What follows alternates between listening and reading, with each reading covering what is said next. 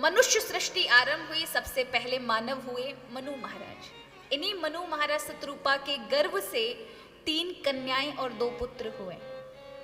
3 कन्याओं में हम कईयों का कल वर्णन सुन चुके हैं, लेकिन फिर से एक बार और स्मरण कर लिया जाए। पहली पुत्री का विवाह हुआ कर्दम ऋषि से। ये कर्दम ऋषि ब्रह्मा जी की छाया से पैदा हुए थे। इनका विवाह हुआ देवहूति जी से। किनसे हुआ? दूसरी कन्या का विवाह हुआ आकुति, जिसका नाम था प्रजापति रुचिराज के साथ, जिनके यहाँ यज्ञ भगवान का जन्म हुआ। तीसरी कन्या प्रसूति, इनका विवाह हुआ प्रजापति दक्ष से, जिनके यहाँ सती मैया का जन्म हुआ। कल हमने कथा भी सुनी थी। और 2 पुत्र हुए प्रियव्रत और उत्तानपाद। ये 5 सुंदर धर्म संस्कारी बालक थे मनु महाराज के। तो जिनमें ये पहली पुत्री थी, इनका नाम था देवहूति। क्या नाम था? तो कर्दम ऋषि जो हैं ब्रह्मा जी के पुत्र, ब्रह्मा जी ने जब आज्ञा दी बेटा ब्याह करो, क्योंकि मैं पिता हूं, मैंने तुम्हें पैदा किया है, इसलिए अब मेरी आज्ञा है कि तुम विवाह करो। तब पिता की आज्ञा रख करके, अपने जन्म का उद्देश्य जान करके इन्होंने विवाह करने की स्वीकृति तो दे दी, किंतु ये विवाह करते समय इनका प्रण था कि अगर भगवान मेरे यहाँ पुत्र बनकर आए तो ही विवाह करूंगा, तो ही ग्रस्त जीवन में जाऊंगा। अब भगवान पुत्र बनकर आए तो जीवन में भी ये तो ऐसी पवित्रता होनी चाहिए। आज हम बालक बच्चे पहले पैदा कर लेते बिना सोचे समझे, जबकि पूर्व में ऐसे नहीं थे।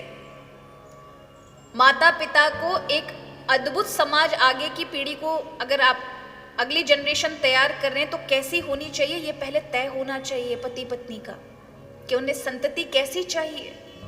जैसा चाहिए वैसी ही मिलेगी, लेकिन अपना कोई मतलब महाराज ध्यान नहीं है उस ओर। बस बालक पैदा हो गए, ना कोई विचारा ना कुछ किया, फिर बालक उस तरह के नहीं होते, फिर परेशान होते हैं। तो हर चीज, नए जो विवाह करने वाले हैं पति पत्नी, उनको सोच समझ करके विचार कर लेना चाहिए उन्हें कैसी संतति चाहिए,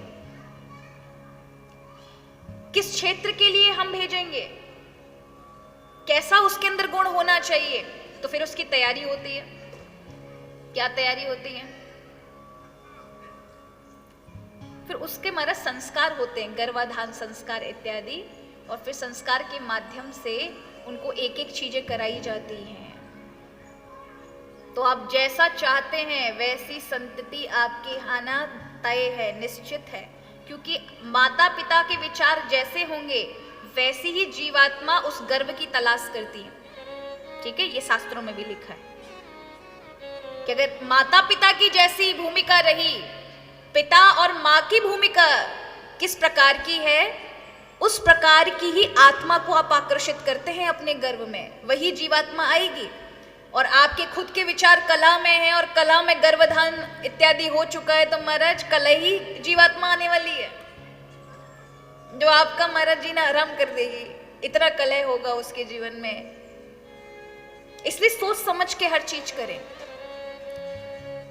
कई बार नहीं सोच समझ कर करते तो क्या होता है, बालक रोगी हो जाता है, अपंग हो जाते हैं, कई बीमारियों को लेकर पैदा होते हैं।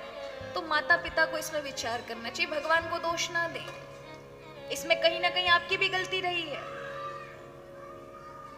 तो आगे की पीढ़ी को हम कैसा देकर जाएं, ये बहुत महत्वपूर्ण है।